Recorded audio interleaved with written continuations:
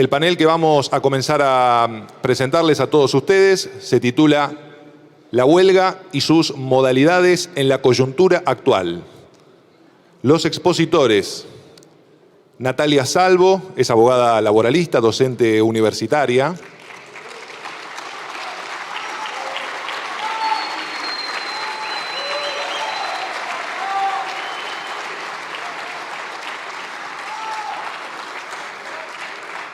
Docente universitaria en la Universidad de Buenos Aires y en la Universidad Nacional de José Cepaz. Además es asesora de la Honorable Cámara de Diputados de la Nación, asesora sindical e integrante de la Corriente 7 de Julio. También nos acompaña Héctor Recalde, abogado laboralista.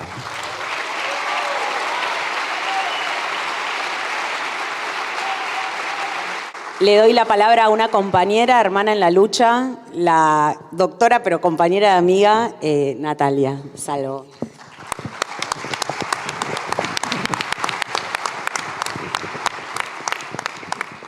Bueno, yo voy a iniciar haciendo una prevención. Como decía Mario Benedetti, yo soy parcial, incurablemente parcial, cuando se trata de hablar del derecho al trabajo. Pero también hacer otra prevención. Casi todas las disciplinas jurídicas, y el derecho de trabajo en esto hace síntoma, porque es donde surge el conflicto, se habla desde un lugar de naturalidad del derecho, como si el derecho fuera un discurso que es apolítico, como si existiera una realidad prenormativa sin ningún tipo de conflicto. Y la verdad que el derecho lo que viene es integrar y a compensar el conflicto. Sucede que algunos pretenden terminar con el conflicto en la paz de los cementerios y otros creemos que esos conflictos se terminan con justicia social. Desde ese lugar es importante destacar para mí, empezar a ponerle nombre y apellido a quienes ocupan el Estado y lo usan para disciplinar, perseguir, espiar y hacer una distribución regresiva del ingreso, y aquellos que lo utilizan para hacer efectivos los derechos y para la felicidad del pueblo. Porque la verdad eso es otra de las cosas. Yo hablaba con Héctor recién. A mí hablar en términos académicos no es que me disguste. Soy docente universitaria, amo lo que hago. Pero a mí me parece que en ese sentido nos han ganado la batalla cultural en las usinas académicas. Y eso es una consecuencia, mejor dicho, una de las causas por las cuales tenemos este poder judicial. La performación de abogados y abogadas más de negocios y concebir a los abogados y abogadas que tienen concepción de justicia social como nostálgicos. Entonces, creo que hay que rescatar, en primer lugar, el concepto del derecho como un discurso hegemónico, cuyos contenidos y cuyos derechos fundamentales siguen en disputa.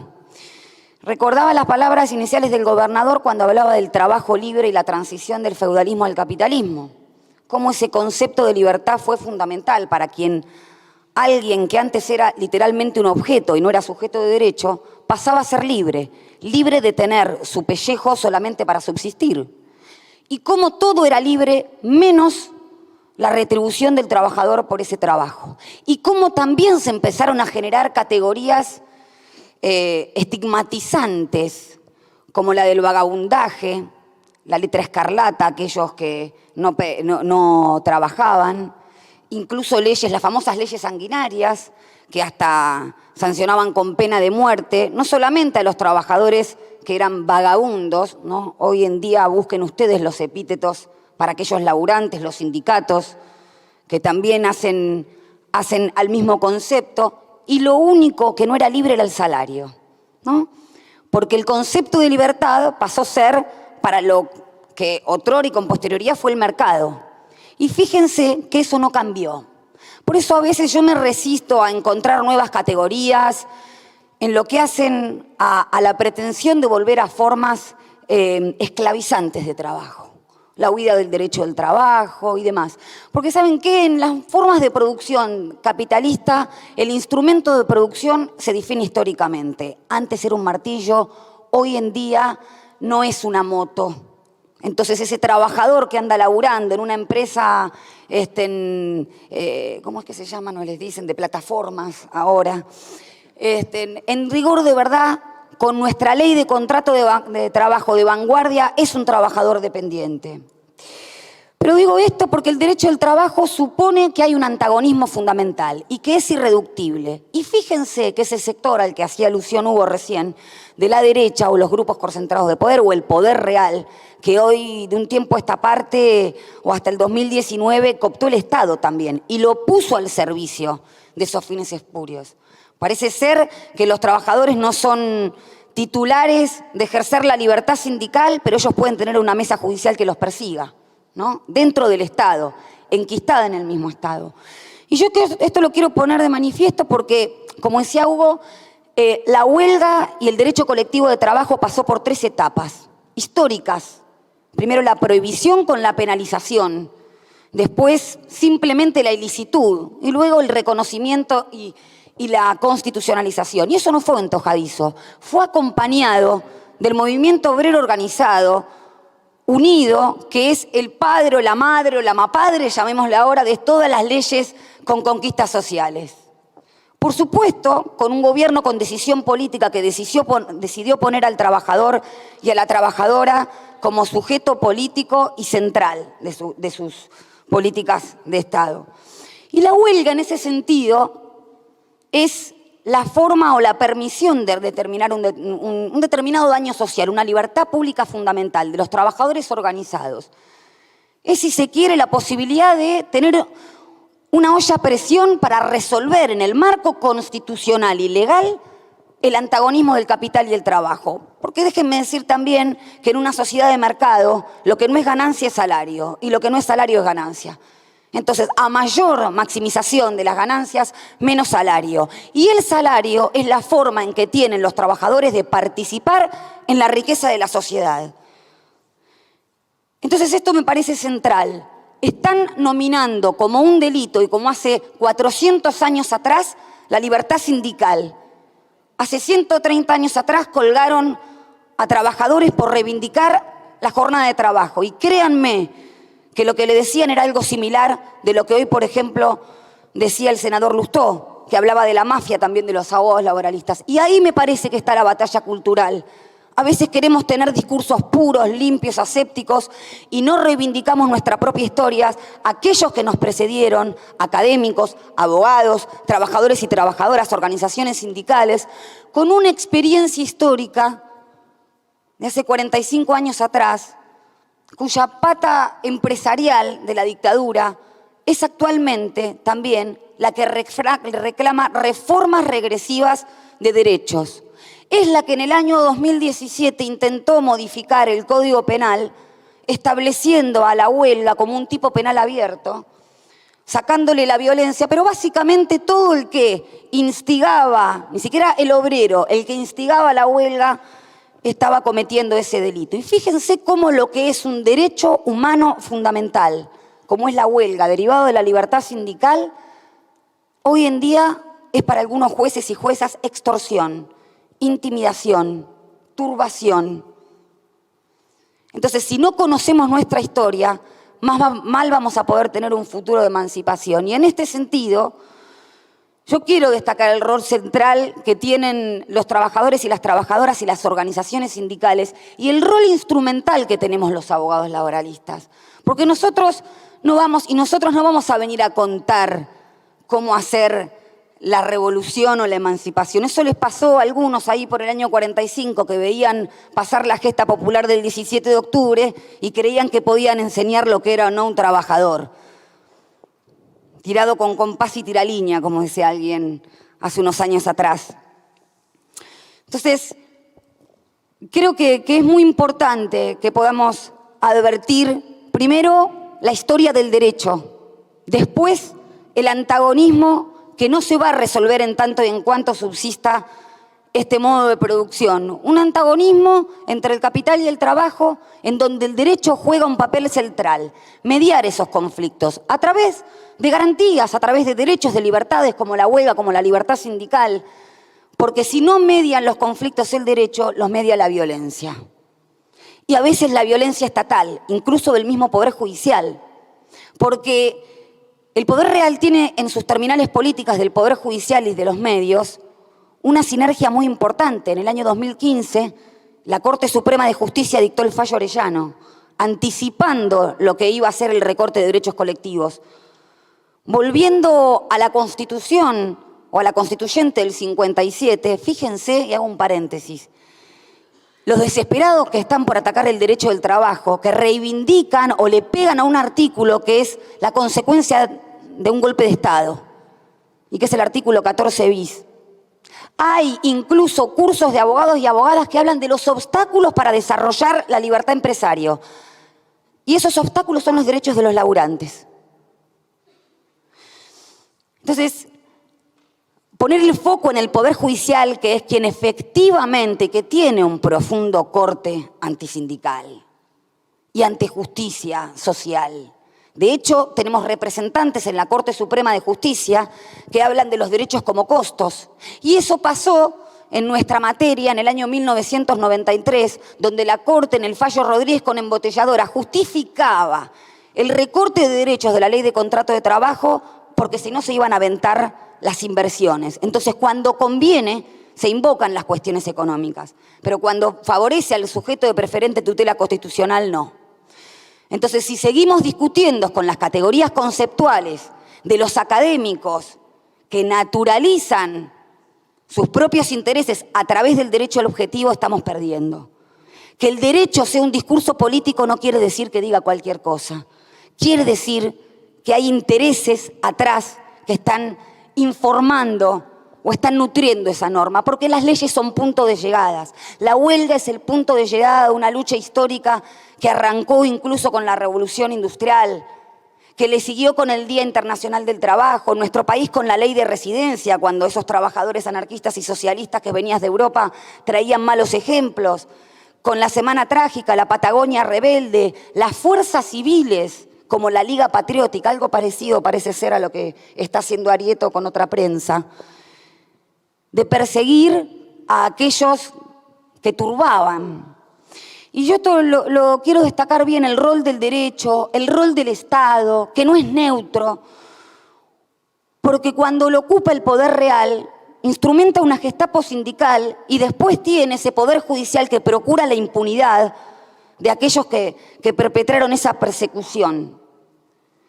Y cuando tenemos un Estado como este Estado provincial, que va a aquellos sectores donde las relaciones de trabajo están clandestinizadas, como el sector de las trabajadoras y trabajadores de casas particulares, en los countries, o lo que pasó en la fiscalización o la inspección que se hizo en relación a las empresas de plataformas y los incumplimientos contractuales que hay. Fíjense, no hay industria del juicio, hay industria del incumplimiento contractual y se cuestiona el reclamo de esos derechos. Entonces, yo quiero dejar esta reflexión sin tanto bagaje académico. Hay un derecho que es un derecho humano fundamental establecido en nuestra Constitución Nacional, en convenios de la OIT, en tratados internacionales, que es hijo de gestas históricas, es la huelga, que es hijo de la libertad sindical. Y no existe la libertad sindical si no existen las condiciones de posibilidad de esas libertades. La libertad de reunión, la libertad de locomoción, la libertad de asociación. Y eso lo sabe muy bien nuestro país porque el 24 de marzo de 1976 lo primero que se hizo fue intervenir la CGT. Un mes después se podó la ley de contrato de trabajo. Se sacó incluso todo el capítulo que refería a las consecuencias de la huelga en materia de contrato de trabajo individual. Por el decreto 976 se prohibió cualquier tipo de actividad gremial. También se prohibió el derecho de huelga por la ley 24, la regla estatal 24.400. Se hicieron caer los beneficios del convenio colectivo de trabajo. Y a los 5 años de iniciada la dictadura, tuvimos un ministro de Economía que dijo o habló, enumeró las venturas de ese programa económico. La libertad de comercio, de exportación, de importación. Lo único que había fijado en aquella etapa del diario monopólico tan importante y había limitado la Junta Militar era el salario. Entonces, volvemos a lo mismo, no hay trabajo libre.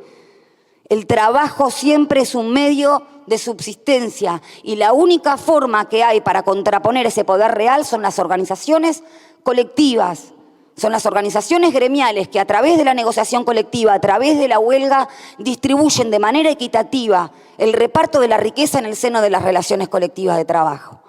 Y quiero terminar porque realmente No es bronca solamente, sino es tristeza e impotencia cuando escuchamos a referentes políticos que creíamos que después del consenso democrático no iba a suceder, hablar de la mafia de los abogados laboralistas, hablar de los gremialistas que hay que hacerlos desaparecer, que hay que suprimir indemnizaciones, que los abogados laboralistas somos mafiosos, con un discurso muy similar que tuvieron aquellos responsables de hacer desaparecer en la noche de las corbatas a los abogados laboralistas de esta misma ciudad.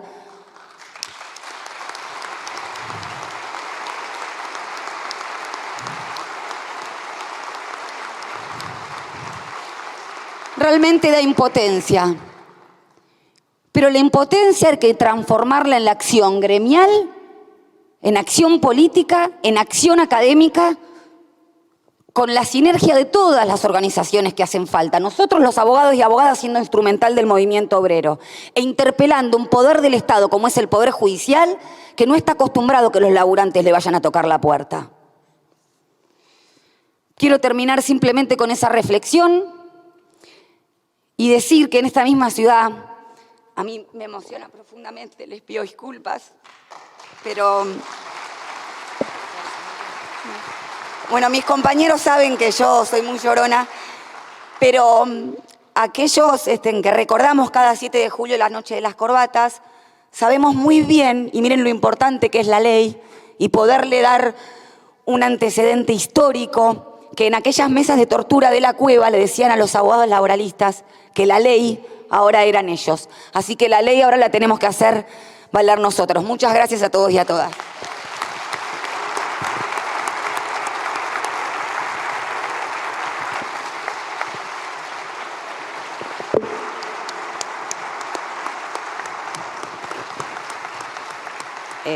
Emocionante, compañera. Muchas gracias, Natalia.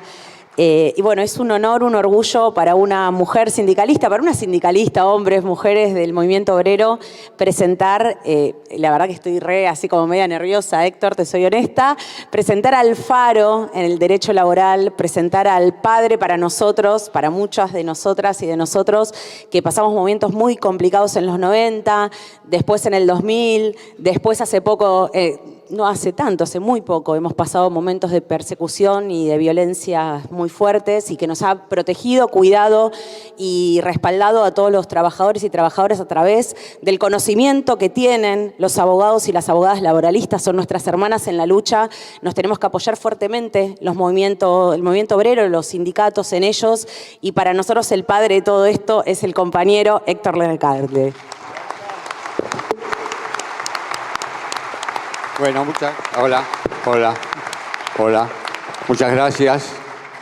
En todos casos seré el padre putativo, pero bueno, que en derecho hay que decir por error, ¿no? Aclaremos. Bueno, les agradezco a todos la presencia, a los compañeros que son funcionarios del Ministerio de Trabajo de la provincia, Mara Rumalé, Fernanda Raberta, en ANSES, Leandro Macías, que me ayudan tanto. Un mensaje para Axel Kicillof, que realmente el discurso que nos brindó sobre teoría económica, de la que es un enamorado, fue absolutamente claro. No parecía un economista, con eso le digo todo, ¿no? Y uno viene conmovido, porque yo estaba pensando, a raíz de las palabras de Hugo y de Natalia, en la historia. Y realmente nosotros tenemos que aprovechar este momento histórico de nuestro país. La historia muestra los mártires, las víctimas, las persecuciones. Hoy sean en algunos casos muy aislados. Contaba lo que están pasando en San Nicolás con los compañeros camioneros, pero son aislados. Hoy hay libertad para militar, hay libertad para expresarse, uno puede caminar por las calles de la República. Hubo actos maravillosos de distintos, más allá de las ideologías que animaban a esos actos, pero se movilizaron en las calles de la República. Y eso es muy bueno.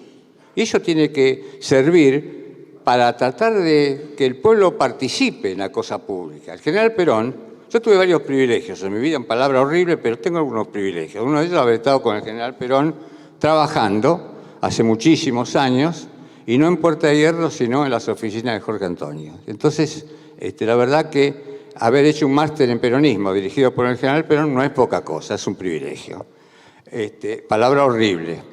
Pero bueno, La otra cuestión es, yo venía analizando el tema de la huelga. Después de lo que hablaron los compañeros Natalia y Hugo, huelgan las palabras. ¿Qué más puedo agregar? ¿Cómo puedo hacer para ser original?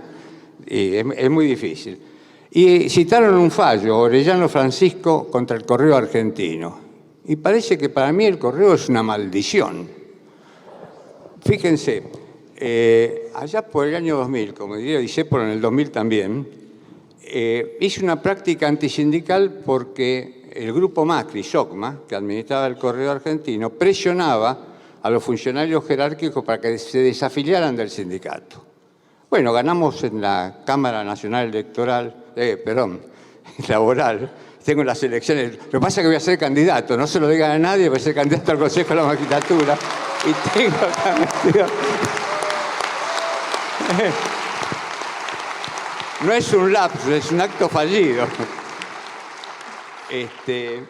Bueno, quería hacerlos desafiliar, hice una práctica antisindical y lo ganamos en la justicia laboral, la Cámara Laboral de la Ciudad Nacional, que está radicada en la Ciudad de Buenos Aires, falló en contra del correo y lo multó con una multa en el año 2000 de 300.000 pesos y dólares. Por esas contradicciones que se dan en la vida, como a mí me gusta ser participativo, los desafíos a usted no, Ciampa, que lo conoce. Y vos tampoco, Graciela, mi mujer que también lo conoce. A ver si saben quién cobró la multa de 300.000 pesos o dólares. Se escuchan ofertas. ¿Alguien levantó la mano ahí? No. No, se estaba sonando la nariz. Bueno, Patricia Bullrich. ¿Y saben por qué? Porque la multa tenía como destino el Ministerio de Trabajo. Entonces, y la ministra era Patricia Bullrich. Hablando de Patricia Bullrich, quiero hacer un homenaje reiterado a Norberto Centeno y a todos los demás.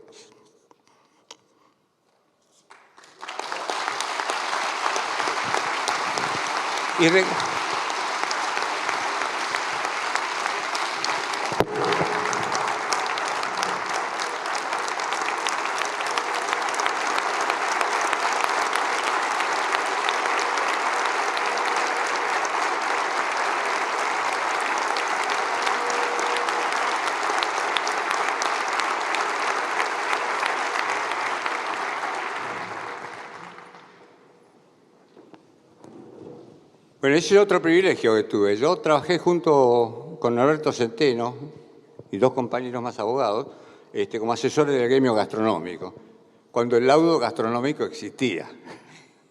Digamos que hay tantas tareas para el hogar que después, más que criticar, voy a hacer autocrítica, porque la verdad, a nosotros los conocemos. Revisemos qué está pasando con nosotros. Como dice el proverbio, ¿qué nos sucede de vida? Que todavía hay 20 o más leyes de la dictadura vigentes en el ámbito laboral y no conseguimos, yo digo autocrítica, fui 12 años diputado nacional y no por falta de proyectos, pero no salieron. Entonces tenemos que revisar esas conductas. Bueno, lo que decía es que cuando sancionamos la ley, que si no me recuerdo mal era la ley 27.711, en homenaje a los compañeros de la Noche de las Corbatas, no los voy a citar, son 9, la cabeza era Norberto Centeno, me cruzó en el Parlamento, en la Cámara de Diputados, Patricia Bullrich. Quería que mandara a comisión el proyecto, no tratarlo ahí, porque le parecía que era insuficiente, no porque estuviera mal, porque había muchos desaparecidos, muchos abogados desaparecidos que no eran laboralistas. ¿Y por qué solo los laboralistas? La casé al vuelo y le dije quiero, como en el truco. Y entonces la ley salió a los abogados laboralistas de la Noche de las Corbatas y todos los demás abogados que fueron reprimidos por la dictadura sindical. Y hoy es ley, la ley 27.711, como decía Ortega Gasset, argentinos a las cosas.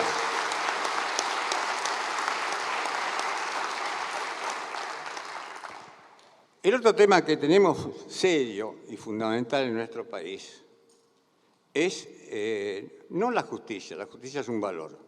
La cabeza del Poder Judicial. Porque cuando uno hace cuestionamientos de constitucionalidad, quien termina resolviendo es la Corte Suprema de Justicia de la Nación. Y la verdad, que con todo respeto a las personas que lo integran, yo cuestiono los actos, los procedimientos, las resoluciones y no a las personas. Es absolutamente regresiva, pero absolutamente regresiva, la concepción que tienen del derecho del trabajo de los trabajadores esta integración de la Corte Suprema de Justicia, que afortunadamente son nada más que 4. De esos 4, hay 2 de ellos, Rosati y Rosenkrantz, que admitieron ser nombrados en comisión por un decreto del Poder Ejecutivo, cosa que a mi criterio la verdad que los invalida, y la verdad que me gustaría que los abogados especialistas en derecho administrativo, etcétera, etcétera, no analicen si no hay una nulidad absoluta en la designación de esos magistrados, aunque después el Senado la haya convalidado, porque sería nulo de nulidad absoluta e imposible de ser convalidado con posterioridad. Esto tarea para los constitucionalistas y para los laboralistas que quieran investigar. Los invito, compañeras y compañeros, a que lo hagan. Yo ya estoy viejo para esos trámites, porque si nosotros logramos eso, tendríamos una corte sin quórum. Son 4, quedarían 2. Y entonces eso apuraría a nuestro Parlamento a hacer lo que ya está presentado, que es la ampliación de los miembros de la Corte Suprema de Justicia de la Nación, llevarla a 25. Rodríguez Sá proponía 9 miembros, me parece escaso, buena la intención, pero tendría que ser 25 miembros. Incluso para facilitar, un abogado no tiene especialidades en todas las ramas del derecho. Entonces, si fueran 25 los miembros, ahí podría haber designaciones de acuerdo a la especialidad, a la región y al género, que es otra cosa que está olvidada, por más que se proclame. Yo me considero feminista desde ni una menos, pero la verdad, compañeras, les pido perdón, todavía no logramos lo que es una cosa que tendríamos que haber logrado hace mucho tiempo, sigamos peleando por la igualdad. También sabiendo que va a ser muy difícil, por razones biológicas, culturales, de costumbres, lograr la igualdad absoluta. Pero es como la utopía, diría Eduardo Galeano. Sigamos caminando, jalonando derecho algún día, tal vez cambiemos la naturaleza, pero bueno, eso va a ser bastante difícil. Pero bueno, que sigamos caminando. Pero volviendo al derecho, la huelga. La huelga es un derecho, es decir, la huelga no queda solamente en el concepto del abandono concentrado durante 8 horas si fuera el establecimiento, que fue lo que batallaba la doctrina patronal para impedir las expresiones de los trabajadores. La huelga son modalidades, tiene distintas variaciones. La experiencia que uno ha tenido como abogado de los trabajadores, los sindicatos, las compañeras y los compañeros, yo conozco el trabajo a reglamento, el trabajo a tristeza, el trabajo a desgano. Hay muchas modalidades. Entonces, lo importante es que los trabajadores tengan ese amplio derecho. Fíjense, en la ley de contrato de trabajo originaria, si no recuerdo mal, eran los artículos 243 y 244 y 245, que estaban en el proyecto de Centeno. Ustedes saben que los abogados necesitamos prueba documental cuando hablamos. Y yo traje este folleto que lo editó la Confederación General del Trabajo. El proyecto de ley de contrato me lo regaló el secretario general de entonces, que era Salvo Baldini, y no me lo afané, porque tiene el sello de la biblioteca. Digo, aclaro para que nadie piense lo contrario. Bueno, ¿por qué no recuperamos estas? Que ya fueron sancionadas. Nuestro Parlamento lo logró. ¿Por qué no podemos lograrlo nosotros? Hay que militarlo. La verdad que lo que nos caracteriza a los peronistas y a los abogados laboralistas es la militancia.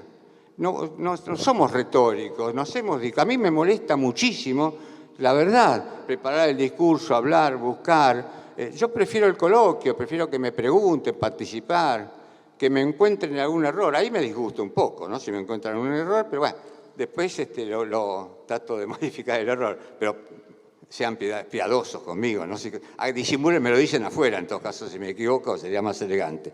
Les sugiero, para no abundar, a mí, Clarín últimamente, hace más o menos 45 años, no me publica ningún artículo. Pero el cohete a la luna, que dirige Horacio Berbisky, sí me publica. Entonces, si lo buscan, lo van a encontrar. Todos dirigidos a la Corte Suprema de Injusticia. Yo digo que es una Corte inconstitucional, con eso trato de expresarme lo más profundamente. Cinismo y discriminación, ahí sí, no ahorro calificativos. Cinismo y discriminación es del septiembre 19 del 21, suma suprema regresividad de mayo del 21, 3 manchas más al tigre. ¿Qué le hacen? 3 manchas más al tigre. Fueron 3 fallos más y uno que tiene que ver con esta modalidad, estas aplicaciones que hablaba Natalia, los chicos que van con la caja atrás, que son trabajadores autónomos para alguna justicia, para algunos fallos judiciales. Por suerte, en la provincia de Buenos Aires, el Ministerio de Trabajo de la provincia resolvió esto, aplicó multas, ¿me equivoco? Aplicó multas, que es un buen procedimiento que tendría que adoptar también el Ministerio de la Nación. Hola.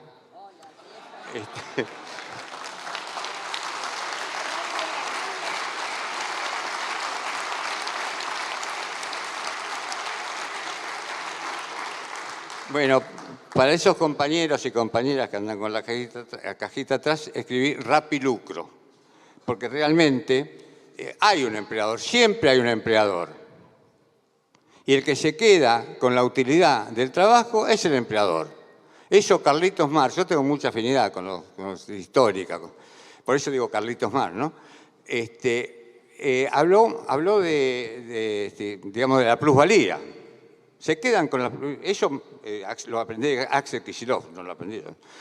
Se quedan con la plusvalía, bueno, que la devuelvan, flaco, basta. Se terminó la joda, para decirlo en criollo. Bueno, no quiero volver a las fuentes. Las fuentes de nuestra historia es muy rica, la reseñaron. Y además tuvimos y tendremos buenos gobiernos. Este es un momento difícil para nuestro país. No quiero sacarle la naranja a la jeringa, diría un estudiante de medicina para ser elegante.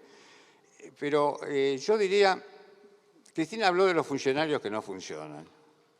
Yo los convocaría a que funcionen, porque realmente lo que necesitamos, y lo digo amablemente, yo sé que ahí atrás está Macri.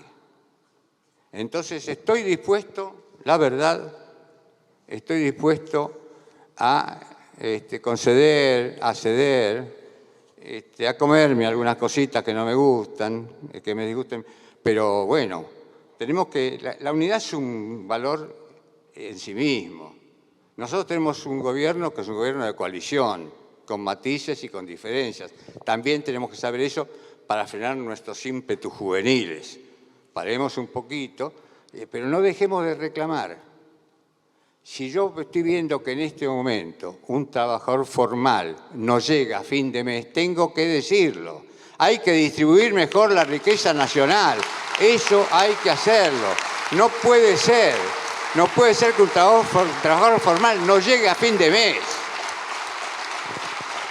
Y hay instrumentos. Por el lado de los derechos laborales, yo reclamaba hace 5 meses, 6 meses, un aumento de suma fija, no proporcional. Suma fija para que beneficie a los trabajadores más rezagados. Los compañeros de CGT no les gustó. Yo lo digo con mucho respeto. Creo que Pablo Moyano coincidía con esto, ¿no? De la suma fija. Pero las paritarias siguen siendo libres. Pero tal vez se quejan porque se achatarían las categorías profesionales, pero eso se corrige después en la paritaria. Mientras tanto, ya porque el principio del círculo virtuoso de una política económica es que las compañeras y los compañeros tengan poder adquisitivo y puedan consumir. Ahí comienza el círculo virtuoso de la política económica. Eso no hace falta ser economista, perdóname, hermano, pero no hace falta. Pero que me apoyen los economistas en este reclamo.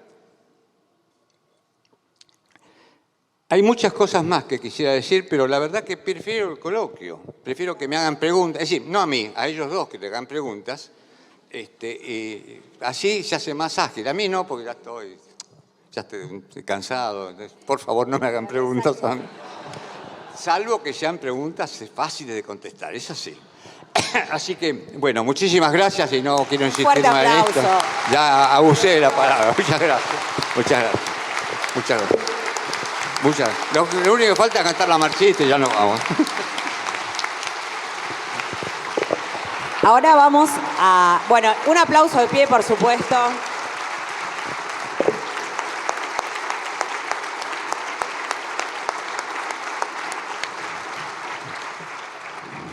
Y para continuar, como lo hicieron en los demás paneles, y yo estoy aprendiendo a ser moderadora, no soy muy moderada, así que tengo que aprender, vamos a circular la palabra, ya está levantando acá. ¿Dónde está la persona que va a alcanzar el micrófono? Ahí viene, muy bien. Acá tenemos a la primera persona. Ahí tienen. No veo, así que me puedes... Compañeros, gracias por esta lección que nos han dado, por lo menos para mí.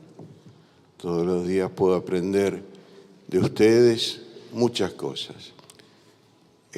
Hugo decía que en la Constitución del 49 no estaba declarado como tal el derecho de huelga. Y además agregaste algo que es muy importante, que era un derecho natural, por eso no se había agregado.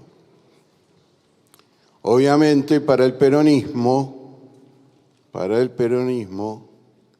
la huelga es un acto revolucionario de los trabajadores, alejado de la academia también esto. Entonces, ese acto revolucionario va en busca de demostrar, de sostener, de alcanzar derechos y de sostenerlos. Entonces, mi criterio, mi vocación, mi militancia, me indica que la huelga es un acto revolucionario y además agregaría peronista. Por otro lado, te voy a hacer, Héctor, una pregunta muy fácil.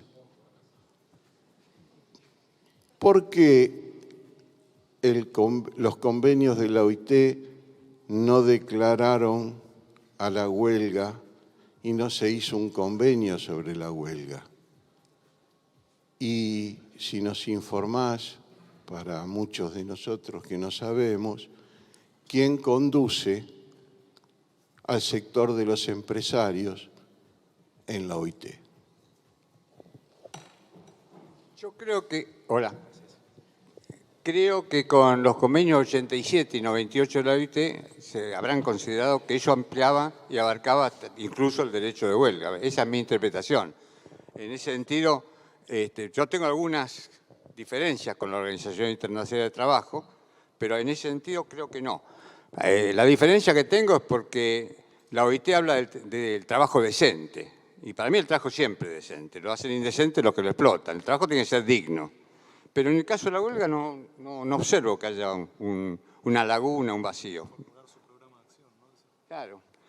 Me está acotando. Contesta, Luguito, dale. ¿Me sopla a mí? Formular su programa de acción, dice. Pero no lo quieren hacer expresamente justamente porque hay muchos países que no lo quieren dejar plasmado de esa manera. El equilibrio. Los organismos de control han dicho, ¿no?, que en esa frase estaría contenido el derecho de huelga. Muchas gracias. ¿Qué otra persona quiere hacer una pregunta? Por allá, el compañero sindicalista de curtidores. Muy bien.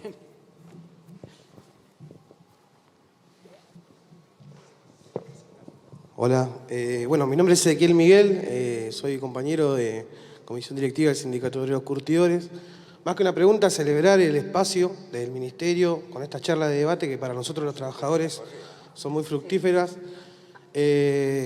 También reivindicar la huelga y algo, ahí tiraron la soga ahí un poquito a Héctor, que decía que se equivocaba cuando en la cabeza pensaba en lo electoral.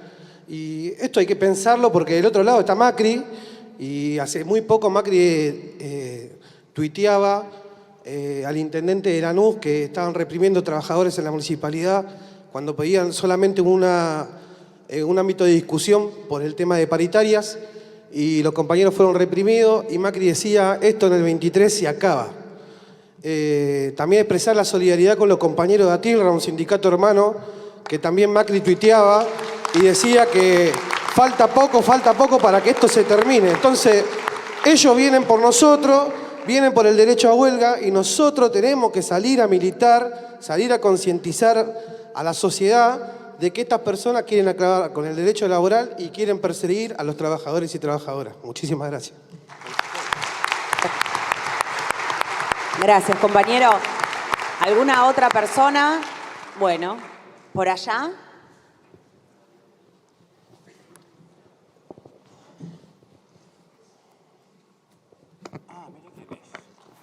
Bueno, agradecer a los expositores esa maravilla que acabamos de presenciar, a Natalia, a Héctor y a Hugo. Con relación a lo que decía Hugo del foro, la idea, está Álvaro Ruiz, hay un montón de compañeras y compañeros, no nos voy a nombrar a todos. Tenemos una tarea militante, hay que presentarse en esa causa, lo digo Hugo porque no lo dijiste vos, nace con una huelga, pero termina con compañeras, con compañeros en donde se les intervienen las líneas telefónicas y se empiezan a inventar cosas de extorsión y pedido de plata como si fuera algo personal para ellos mismos. Ayer tuvimos oportunidad de hablar de esto, todas las tareas de inteligencia que se aplican luego a aquellas personas, a aquellos trabajadores, principalmente a aquellos referentes sindicales o de movimientos sociales que participan en la acción colectiva. Y de ahí jueces, en este caso una jueza ordinaria, no jueza federal, en otros casos jueces federales, empiezan a desplegar todo el aparato represivo y a meterse en la privacidad de trabajadoras y trabajadores que son referentes, son los que dirigen, está direccionado esa aplicación del derecho penal en su faz represiva. Invitarlos, la idea es acompañar una amicus curiae de todos y todas las abogadas en esa causa. Esa causa además tiene como ejemplificadora que se modificó la prisión preventiva, esos compañeros tenían una morigeración, estaban detenidos en sus domicilios, se revocó y se los mandó en cana, para que sea aún más ejemplificador, no obstante darse las condiciones que decía Hugo, de que no hay peligro de fuga, no hay entorpecimiento de investigación posible, porque ya está, ya todo lo que hay de prueba en el expediente ya está plasmado ahí. Acompañar fuertemente, me parece que es un presupuesto, la defensa de las libertades públicas, vienen por todo. También acompañar la candidatura, ahí se le cruzó a Recalde, acompañarlo en esta nueva tarea. Me parece que tener en el Consejo de la Magistratura una figura como Héctor Recalde es muy importante para todas y todos los abogados, además tener un laboralista de esa talla. Es una intervención y bueno, agradecer todo lo que dijeron, invitarlos a participar fuertemente en el foro y en esta candidatura y en las presentaciones que tenemos pensado hacer acompañando a estos compañeros pioneros. Muchas gracias. Bueno, están levantando la mano. Vamos a ir tratando de ir cerrando también las consultas, las preguntas, pero bueno, acá adelante. Ahí. Adelante. Ya vamos a cantar, ¿no? Hola. En breve se viene. Bueno, primero agradecerles el nivel de la exposición y la claridad y el crecimiento que significa para todos nosotros escuchar estos enfoques y este fundamento teórico trasladado a la práctica. La pregunta concreta es, si se tiene conciencia de que hoy nuestra democracia, entendida como el respeto a la elección de las mayorías populares, se encuentra en serio riesgo, se encuentra limitada por el desequilibrio entre los tres poderes del Estado. El control recíproco, la armonía en ese sistema hoy se encuentra desbalanceada totalmente a favor de los ámbitos de máxima decisión del Poder Judicial que sistemáticamente favorecen a los sectores concentrados del poder, a las élites, a la riqueza, al polo dominante, llamémoslo como quiera, y encorsetan cualquier medida de los gobiernos populares que intentan avanzar con políticas de distribución.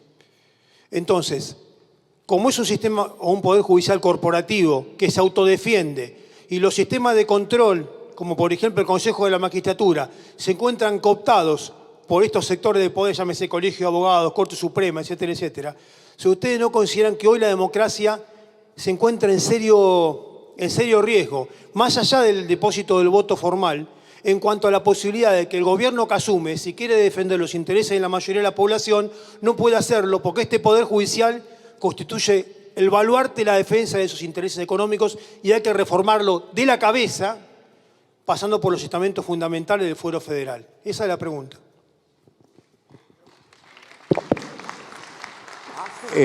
Coincido con la pregunta y la respuesta que se me ocurre darle es que debe ser institucional. Es decir, nosotros no podemos comernos al caníbal, vendría a ser. Entonces hay que buscar una respuesta institucional, por eso la participación, la información. Y si cuanto más informado está el pueblo, mejor son los resultados, eso ninguna duda. Y buscar salidas institucionales, por eso, digamos, ir al Parlamento para que se amplíen los... No tenemos los 2/3 que la Constitución manda para excluir a un juez de la Corte. No existen. Entonces tenemos que buscar la salida institucional, que es la ampliación a 25 miembros. Eso, en alguna medida, pondría coto, porque además es una Corte que no es federal, que no admite... Pues ya lo dijimos, no hay cuestión de género respetada, pero la que se me ocurre, a muchos se nos ocurre esa salida, la verdad, es ampliar la Corte Suprema de Justicia de la Nación. Después, otra no, salvo que haya... Y que no se den vuelta a los consejeros y me señala a mí. Ya me está prejuzgando, yo ni me senté todavía. Le voy a contar una anécdota de mi peluquero, ¿puedo? Usted sabe que los peluqueros hablan mucho, ¿no? Entonces me sonsacaba cuáles habían sido mis actividades y qué había hecho, etcétera, etcétera. Bueno, después yo lo escuchaba, le contestaba. Y al final me dice, bueno, ¿cuántas cosas? Y decime, ¿qué no fuiste en tu vida? Incoherente, le dije. Nunca fui incoherente. Me puedo equivocar, pero siempre en la misma vereda. Así que conmigo no cuentes. Bueno, le doy un segundito la palabra también a Natalia, que quiere decir unas palabras. No, que en realidad quería agradecer, al Ministerio de Trabajo, porque me lo comí con los nervios, a Leandro, a Mara, y decir, mis pequeñas palabras era esto. Nosotros sabemos las mujeres lo que nos cuesta ingresar tanto a la acción sindical, política, institucional, y la vara distinta o diversa con la que somos medidas. Entonces, la verdad que yo personalmente, y sé que mis compañeros y mis compañeras van a coincidir, reivindicar la labor que hizo Mara Ruiz Balec al mando del Ministerio de Trabajo y darle un fuerte aplauso porque marcó la diferencia.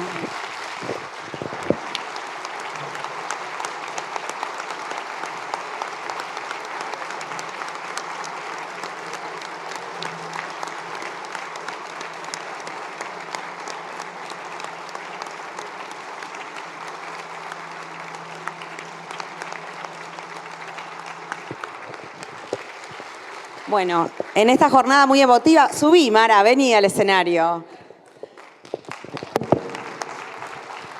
Creemos fundamental reivindicar los espacios en los cuales podemos hablar, debatir y consensuar las ideas, y con Mara se puede hacer, y con este congreso maravilloso, así que le voy a dar la palabra a Mara.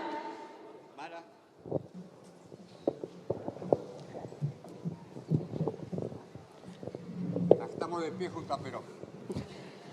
No sé si estaba prevista, pero siempre es buena oportunidad. Bueno, gracias, Sole, gracias, Nati, gracias, Héctor, gracias, Huguito, gracias por ser parte de este congreso, de este panel, de parte mía, de parte de Julio Lac, de parte del gobernador Axel Kicillof.